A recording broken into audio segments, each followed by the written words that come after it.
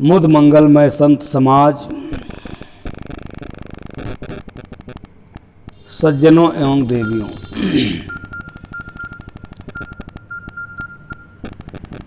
कई महीनों से आश्रम में न रहने के कारण नियमित सत्संग नहीं हो पा रहा था।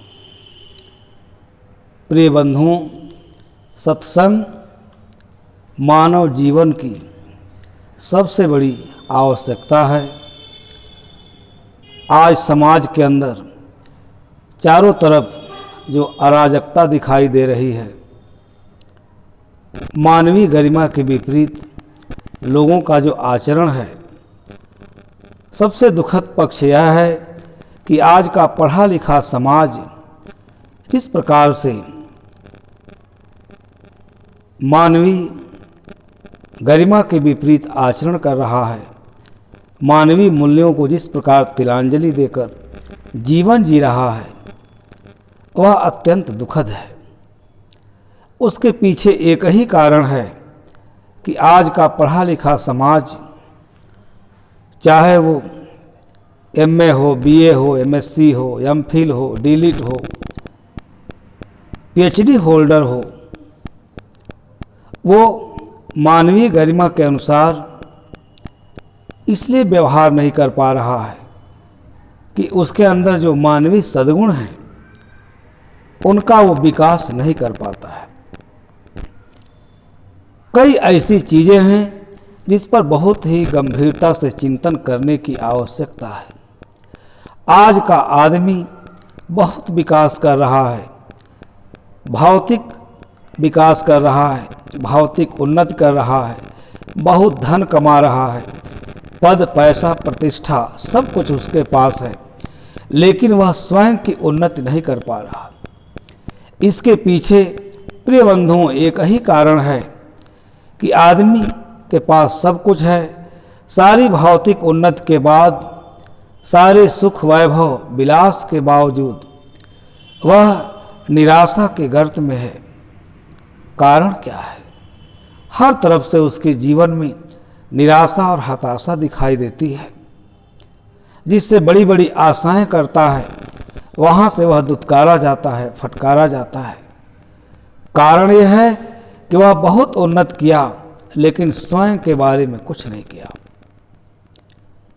स्वयं की उन्नत तो तभी होगी जब हमारे पास अच्छा साहित्य हो, अच्छा धर्म के हम शरण में हों, पवित्र जीवन जीने का जहाँ से हमको पवित्र देशना मिलती हो, शिक्षा मिलती हो। अगर ये सब हमारे जीवन में नहीं है और उत्तम प्रकृति के महापुरुषों का सानिध्य हमें नहीं मिलता है, इसलिए सब कुछ के बावजूद हमारा जीवन विनाश के गर्त में चला जाता है।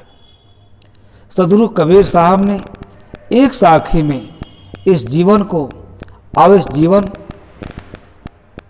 के बारे में कितना सुंदर दृष्टिकोण अपनाया है। आज का आदमी न अच्छा साहित्य पढ़ता है। हमारे देश में रामायण है, गीता है, भागवत है।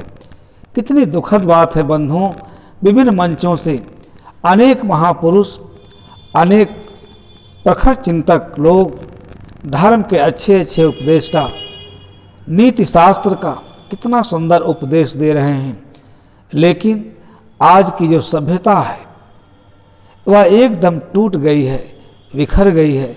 एक ही कारण है कि हम सुन करके भी उसके अनुरूप आचरण नहीं करते हैं। सबसे बड़ी बात है कि हमको पहले उच्च कोटि के महापुरुषों के सानिध्य में जाना चाहिए, अच्छा साहित्य पढ़ना चाहिए।